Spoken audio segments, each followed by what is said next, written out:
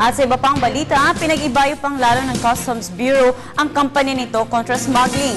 Inilunsad ito ni Customs Commissioner Rufy Biazon kasunod ng kanyang pagbisita sa iba't ibang puerto sa bansa. Nagbabalik si Noel Perfecto. Sa tindi ng utos ni Pangulong Pinoy kay Customs Chief Rufy Biazon, wakasan na ang lahat ng klase ng katiwalian sa mga puerto sa bansa. Tiniyak ng pamunuan ng adwana na siya mismo ang sasamsam at huhuli ng mga kontrabando na ipinapasok ng mga smuggler at sampahan ng kaso laban sa mga ito. Sinimula ng adwana ang pagpapatigil ng proseso ng mga imported second-hand at high-end vehicle support Irene Cagayan Valley. Bunsod na rin ang malaking halaga ng duties and taxes na nawawala sa kaban ng bayan. Sinundan pa ito ng pagsamsam rin ng mga peking signature products sa Cebu City na umabot sa 50 milyong piso ang halaga.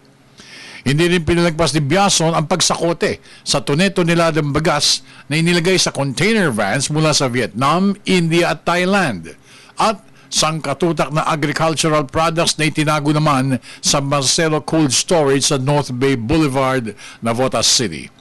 Pula at puting sibuyas na 3 milyong piso ang halaga ng mga kontrabando sa taguan ng mga smuggler sa Navotas.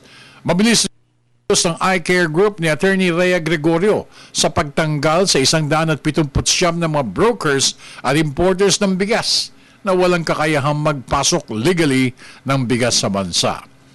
At upang matigil na rin ang balitang madalas na nakawan ng langis sa karagatan, personal na tinungo ni Biazon ng Port of Mariveles sa Bataan.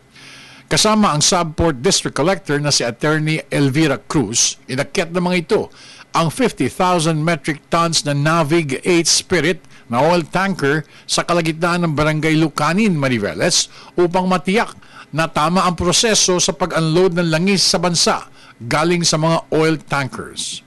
Lahat ito ay mahalaga kasi kung meron mang akusasyon ng smuggling, ito ay bahagi ng ebidensyang magagamit para mapatunayan yan.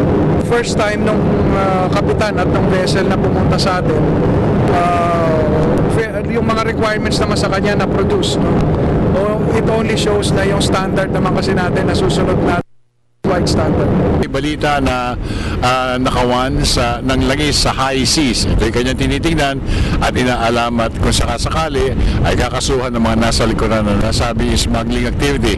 Pero sa ngayon, ando siya sa taas at inaalam pa rin niya kung paano ba proseso ang mga langis na dumarating sa ating bansa. Kasama pa rin si Barry Umol at Erwin Amaro, Noel Perfecto, dito pa rin sa gitna ng karagatan ng Limay, Bataan.